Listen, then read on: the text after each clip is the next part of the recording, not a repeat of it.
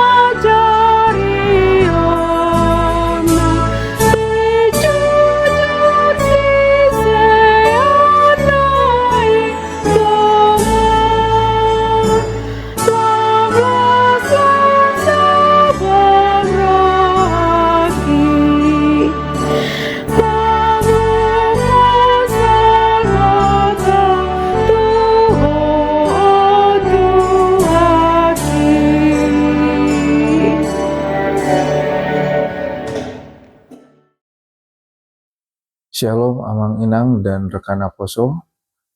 Bertemu kembali kita dalam renungan HKBP Reformanda. Hari ini kita di hari Jumat 17 Juli 2026. Sebelum kita merenungkan firman Tuhan, mari kita berdoa. Ya Tuhan Allah Bapa kami, terima kasih karena Tuhan masih memberikan kehidupan kepada kami. Sebentar Tuhan, kami ingin mendengarkan firman-Mu. Kiranya Tuhan yang memberikan pengertian dan kekuatan untuk melakukan firman-Mu. Dalam nama Tuhan Yesus kami berdoa dan mengucap syukur. Amin. Ayat firman Tuhan hari ini diambil dari 2 Petrus 3 ayat 18. Saya akan membacakannya dalam bahasa Batak dan bahasa Indonesia. Alai lam gandama dihamu asini roha dohot panandaon di Tuhatta Yesus Kristus si paluai. Di ibana ma hasangapon nang nuaeng nang ro di saleleng nilelengna. Tetapi bertumbuhlah dalam kasih karunia dan dalam pengenalan akan Tuhan dan Juru Selamat kita Yesus Kristus. Baginya kemuliaan sekarang dan sampai selama-lamanya. Amang Inang dan rekan Aposo, Rasul Petrus menulis suratnya yang kedua ini dengan rasa peduli yang sangat mendalam, seperti seorang ayah kepada anaknya memberi nasihat. Saat menulis surat ini, Petrus tahu bahwa usianya sudah tua dan hidupnya di dunia tidak akan lama lagi. Uniknya, hal yang paling ia khawatirkan saat itu bukanlah siksaan fisik atau ancaman dari orang-orang yang membenci umat Kristen, tetapi para penyesat ajaran Kristen. Petrus mengingatkan kita bahwa nanti akan muncul orang-orang yang suka mengejek iman Kristen. Mereka menggunakan alasan yang terdengar pintar atau masuk akal untuk meragukan janji Tuhan. Mereka akan berkata, katanya Yesus mau datang kedua kali. Mana buktinya? Dari dulu sampai sekarang, dunia gini-gini aja kok. Alam semesta tetap stabil sejak awal penciptaan. Hal ini dikatakan dengan menggunakan argumen dengan bahwa alam baik-baik saja dan tidak akan terjadi apa-apa, serta tameng bahwa hukum alam membuat alam ini akan tetap stabil. Tetapi sebenarnya alasan mereka adalah mereka ingin hidup bebas menurut hawa nafsu tanpa ada pertobatan dan kembali kepada Tuhan. Mereka sengaja pura-pura lupa akan sejarah bahwa Allah pernah turun tangan langsung mengubah sejarah dunia lewat peristiwa yang luar biasa dahsyat, yaitu turunnya air bah di zaman Nabi Nuh. Jadi dunia ini tidak selalu biasa-biasa saja seperti yang mereka kira. Ada satu contoh perjuangan untuk menegakkan kebenaran Kristen. Pasca Perang Dunia I di Eropa dilanda gelombang skeptisisme di mana mereka berpikir tidak ada yang pasti dan mutlak, ateisme dan modernisme. Para sarjana dari Oxford mengejek iman Kristen, menganggap kekristenan adalah kuno dan hanya tahayul. Pada saat itu, C.S. Lewis, seorang ateis yang sudah bertobat menjadi Kristen, dia begitu concern untuk mempertahankan imannya, sehingga dengan beberapa temannya seperti J.R. Tolkien dan lainnya, mereka rajin untuk menggali kebenaran Alkitab, menggali teologi yang benar, dan juga membuat buku-buku untuk bisa dipelajari, bisa dibaca oleh masyarakat umum, sehingga orang-orang tetap teguh akan imannya. Dan buku-buku ini terus menjadi inspirasi yang terus dipakai di masyarakat di dunia kekristenan. Jadi, biarlah kita selalu mempertahankan iman kita dengan pertumbuhan rohani kita. Pertumbuhan rohani kita didasarkan yang pertama, bertumbuh dalam kasih karunia Tuhan, di mana kasih karunia-Nya yang terus memanggil kita, menguduskan kita untuk kita selalu bertumbuh di dalam Tuhan. Lalu yang selanjutnya, kita bertumbuh di dalam pengenalan akan Tuhan, melalui pembacaan firman-Nya, melalui perenungan, dan melalui melakukan firman-Nya. Dan pada saat ini, pada zaman ini, apa yang bisa kita lakukan? Apa yang bisa kita aplikasikan?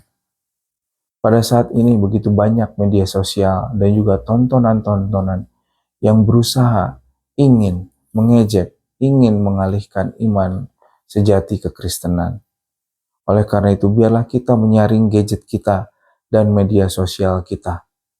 Lalu, biarlah kita investasikan waktu kita untuk memberikan nutrisi yang bermutu bagi kerohanian kita dengan memperbanyak membaca firman Tuhan, merenungkan firman Tuhan, dan juga melakukannya, sehingga kita boleh mengalami keajaiban dan pertolongan Tuhan. Dan biarlah Tuhan senantiasa yang melengkapkan semua pertumbuhan rohani kita. Jadi, biarlah kita senantiasa bertumbuh karena kasih karunia Tuhan dan juga karena pengenalan akan Kristus. Amin. Mari kita bersatu dalam doa. Tuhan Yesus, terima kasih untuk firman yang telah Tuhan berikan kepada kami, yang terus memberikan kami kekuatan untuk kami bertumbuh di dalam Tuhan melalui anugerah-Mu kepada kami, dan juga agar kami bertumbuh di dalam pengenalan akan Engkau melalui pembacaan firman Tuhan dan perenungan firman-Mu, dan biarlah Tuhan memberikan kekuatan kepada kami untuk melakukan sesuai dengan firman-Mu. Dalam nama Tuhan Yesus Kristus kami berdoa. Amin.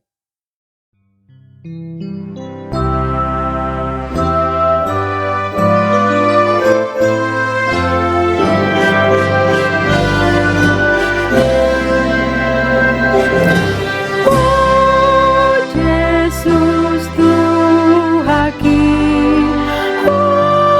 kasih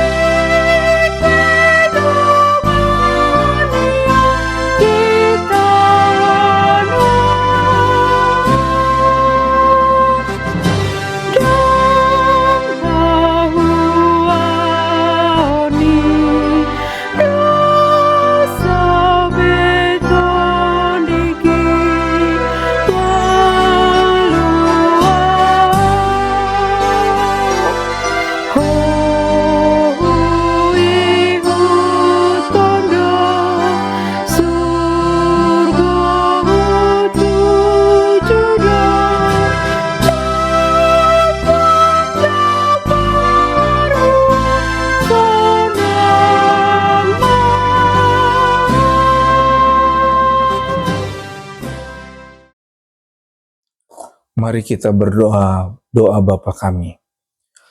Bapa kami yang di surga, dikuduskanlah namamu, datanglah kerajaanmu, jadilah kehendak-Mu di bumi seperti di sorga.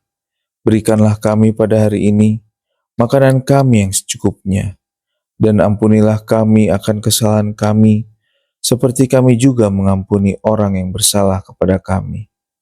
Dan janganlah membawa kami ke dalam pencobaan, tetapi lepaskanlah kami daripada yang jahat. Karena Engkaulah yang mempunyai kerajaan, dan kuasa, dan kemuliaan, sampai selama-lamanya. Amin. Kita terima berkat Tuhan, anugerah dari Tuhan kita Yesus Kristus, dan kasih setia Allah Bapa, serta persekutuan dengan Roh Kudus, menyertai kita sekarang dan sampai selama-lamanya. Amin. Demikian renungan kita pagi ini. Selamat berkarya bagi Tuhan. Tetap semangat, tetap sehat. Salam Reformanda Masiha Holongan.